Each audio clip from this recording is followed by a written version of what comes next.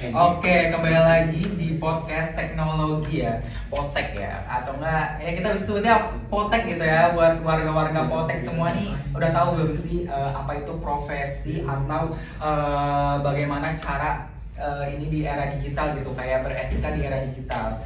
Nah, etika profesi di era digital itu merujuk pada seperangkat nilai dan norma yang mengatur perilaku profesional dalam lingkup kerja yang semakin dipengaruhi oleh teknologi digital. Ini mencakup aspek seperti privasi data, keamanan cyber, hak cipta digital, dan interaksi online yang etis. Dalam era digital, tantangan etika profesi menjadi semakin kompleks karena batas antara kehidupan pribadi dan juga profesional menjadi semakin kabur nih. Dan kali ini kita kedatangan 3 narasumber yang udah paham betul tentang bagaimana sih menjadi etika di era digital gitu ya. Dan ini ada, kita langsung sebut aja ya, kita panggil aja, ada Mas Farhan. Iya, itu. Dan juga ada Mas Fatir. Dan juga ada Mas Amar. Gimana nih? Kabarnya gimana? Alhamdulillah baik. Kalau untuk Mas Amar sendiri gimana? Lagi sakit. Lagi sakit. Oh ya, kebetulan tadi tuh Amar ada trouble ya dari gatal-gatal ya kebetulan. Jadi mungkin untuk kalau di dalam videonya agak garuk-garuk atau apa gitu.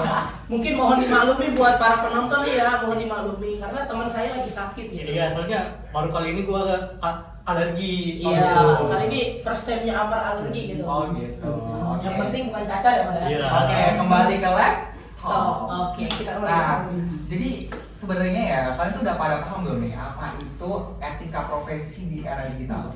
Kalau gue sih baru awam-awam banget sih gitu. Mau banget. Iya.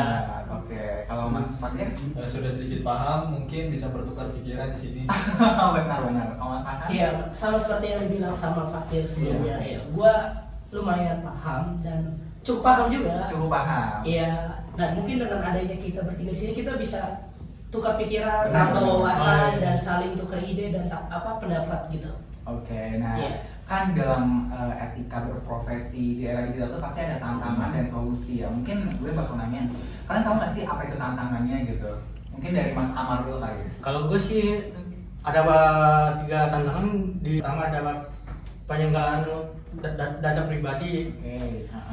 Terus yang kedua itu kayak penyelenggaraan data privasi gitu, kayak apa gitu. Oh, Nah, mungkin gini apa? kali ya, kalau dari yang gua tanggapin dari Amar, mungkin penyalahgunaan apa tadi, data privasi, Iya, data data pribadi. privasi. Oke. Oke. Mungkin tuh ya yang dimaksud Amar tuh kayak di dunia digital tuh sekarang kan serba digital gitu ya. Betul. Tentunya kayak Betul. banyak kan kayak hacker gitu, Iya, mungkin Iya. yang Amar maksud gitu. Nah, jadi dari hacker itu tuh kayak mungkin dengan kita mempromosikan masukin data diri dengan cara itu dengan cara apa sih, kita masukin data diri dengan cara kita memperkenalkan nih nama kita siapa dalam podcast kayak gini. Nanti dari kayak seseorang yang memantau itu dia bisa nge-tracking dari nama, tanggal lahir. Apabila kayak kita sebagai audiens kita nggak bisa mengatur kayak gimana ya, kayak nggak beretika gitu, misalkan kayak semacam langsung aja nih Amar ngomong, oh iya nama gue Amar, gue lahir sekian, kita bisa nge-tracking kan biodata. Nah, mungkin itu yang dimaksud Amar. Nah, kalau untuk tantangannya sih mungkin itu yang gue tanggapi dari Amar yang bilang tadi. Nah, kalau yang selanjutnya apa, Amar? Jadi cuma ada doang tadi. Oh, dua-dua. Iya, dua-dua. Oke, nah mungkin sekarang kita beralih ke solusinya. Mungkin Mas Fatir bisa ngejelasin apa itu solusinya sih dalam menanggapi ya etika profesi di era digital ini gitu. Untuk solusi, menurut gue itu ada 3. Ada 3 ya, oke. Yang pertama yaitu dengan melibatkan pendidikan dan pelatihan tentang digital, etika digital, yaitu tentang bagaimana perusahaan melibatkan pendidikan dan pelatihan kepada karyawannya tentang bagaimana itu etika digital. Selanjutnya yang kedua itu ada pengawasan dan hukum yang efektif untuk pelanggar etika digital. Di sini pengawasan di sini untuk mengawasi tentang bagaimana pelanggaran-pelanggaran itu terjadi. Selanjutnya hukum itu untuk menghukum si apanya tuh yang kata tadinya tuh ya apa pelanggarannya si orang melanggar ya.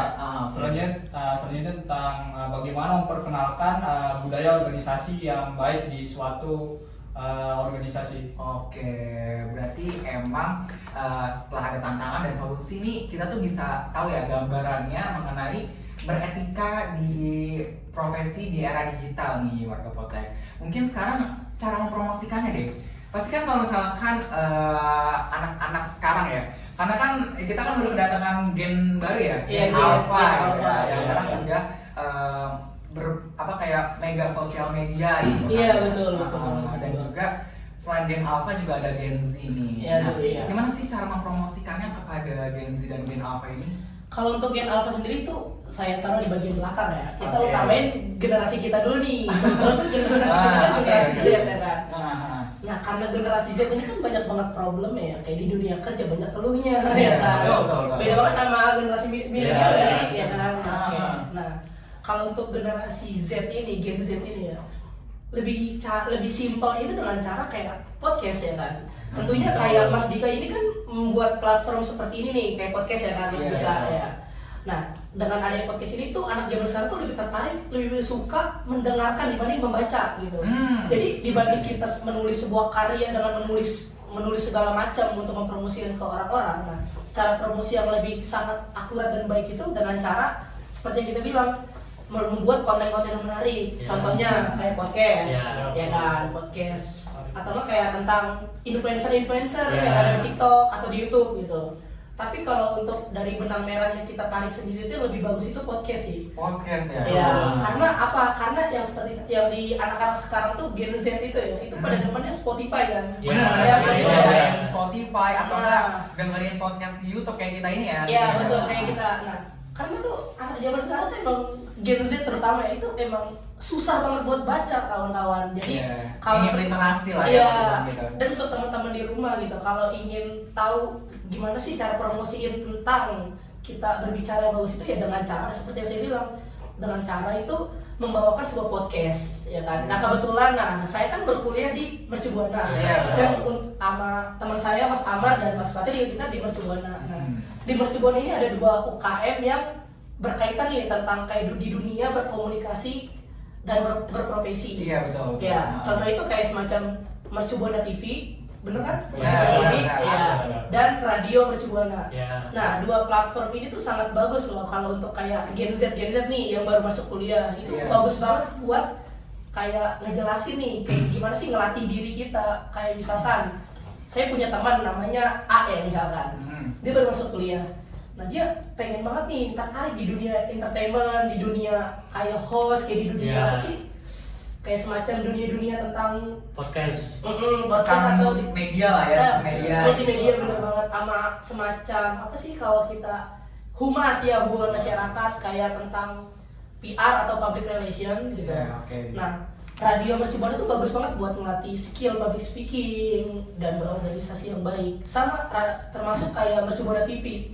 Kalau buat teman-teman yang suka kayak di dunia reporter dengan berbicara atau jurnalis dan lain-lain, itu bagus banget buat di Mercubuana TV. Nah, dan yang saya sampaikan tadi itu semacam strategi juga untuk teman-teman mempromosikan nih. Kayak saya juga misalkan saya anggota dari radio. Nah, ini cara saya untuk mempromosikan gimana sih agar Radio Mercubuana itu dipandang sama para audiens agar ditonton banyak penonton Oke, gitu. berarti cara singkatnya ya, kesimpulannya itu kalau misalkan warga Potek ini Iya. pengen mulai tentang kayak gimana sih cara mempromosikan, mungkin bisa Mhm. ikut kayak UKM kecil aja gitu ya, Iya, di betul. organisasi Iya. kampus gitu, Iya. atau saya yang masih SMA atau SMP gitu bisa Iya. juga ikut kayak kegiatan-kegiatan yang bisa menyibukkan di sekolah gitu. Iya, Ya. betul.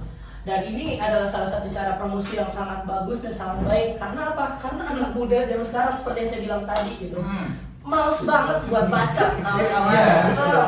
minim literasi ya. Minim banget. Indonesia tuh emang bener-bener susah buat minat baca teman-teman. Berapa persen ya kalau nggak salah ya? Aduh, di bawah 50 lah. 50 ya, Iya, itu. udah riset ya, udah Iya, riset itu nih.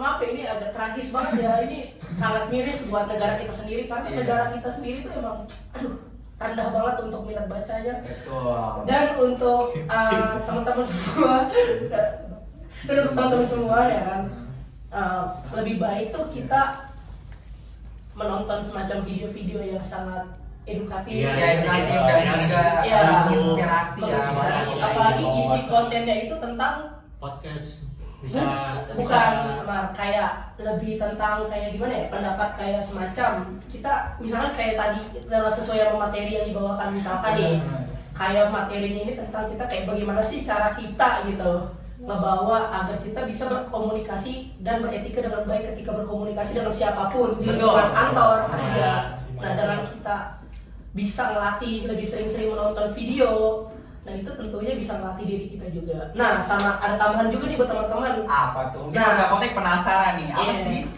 Nah tambahannya tuh kayak kita ikut workshop atau seminar, ya. Kayak semacam pelatihan juga ya? Iya betul banget teman-teman. Nah kalau kita sering mengikuti kayak kegiatan, seminar dan pelatihan, nah, itu bisa nambah soft skill kita, bisa menambah networking sama teman-teman juga nih. Oke. Contohnya saya kenal sama Amar dan Fatir. Nah itu saya kenal dari semacam seminar IT Day gitu. Oh, Akhirnya kami bisa oke. kenal dan akrab gitu. Mungkin warga Potek di sini juga bisa membuat semacam workshop tentang bagaimana sih cara beretika komunikasi yang baik dalam suatu organisasi atau perusahaan. Karena kan dalam sini kan konsepnya itu bagaimana mempromosikan ya. Iya, Itu betul. salah satu kunci untuk kayak membuka peluang biar anak-anak Gen Z atau anak-anak yang gen-gen baru nih bisa mengikuti kayak kita gini gitu ya. Iya, Kayak betul. bagaimana sih beretika gitu di organisasi. Nah, teman-teman kalau untuk Gen Alpha sendiri di Kanada kan kita umur yang jauh ya. Iya, betul. Nah, kalau untuk Gen Alpha sendiri tuh saya masih belum terlalu tahu. Saya masih belum cukup ilmu tuh untuk kayak ngasih tahu gimana sih cara mempromosikan ke Gen Alpha. Mungkin kurang lebih masih sama lah, karena kan Gen Alpha yang lebih jauh sama kita, Iya. masih mengandalkan teknologi gadget atau digital gitu. Betul. Ya, kalau selebihnya saya masih kurang tahu teman-teman. Itu aja sih.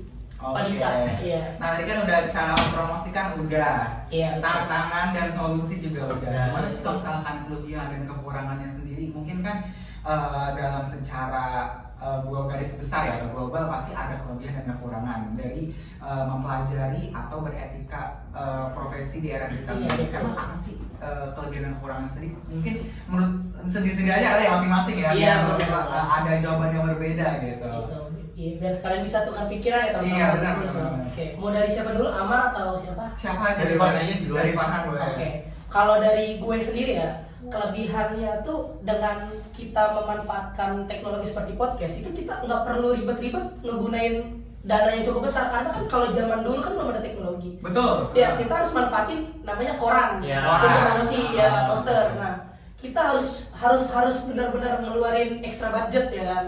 Jadi ya ngapain sih ngeluarin budget? Nah kalau udah ada paketan, udah ada handphone, ya udah lewat handphone kita bisa nonton. Oh kita bisa nambah ilmu nih. Iya, Bagaimana sih betul. cara ini yang tepat? Nah itu untuk kelebihannya. Kalau untuk kekurangannya sendiri seperti yang dibilang Aman ya, mungkin masih belum aman untuk data pribadi atau Betul. semacamnya. Karena kan zaman sekarang kan makin canggih makin pintar. Kalau untuk kekurangannya mungkin kita juga bisa dilihat juga nih dari sisi pandangannya, apakah ada yang menggunakan data itu untuk kejahatan atau kebenaran gitu. Berarti Nah, ancaman itu cuma hacker ya? Hacker ini Ada salah lagi. satu apa gitu? sorry saya potong ya. Kalau kekurangannya tuh ada lagi, kan di negara kita tuh ketimpangan sosial masih jauh banget. Benar. Nah, ya kan. Negara kita tuh emang dibilang negara korupsi ya.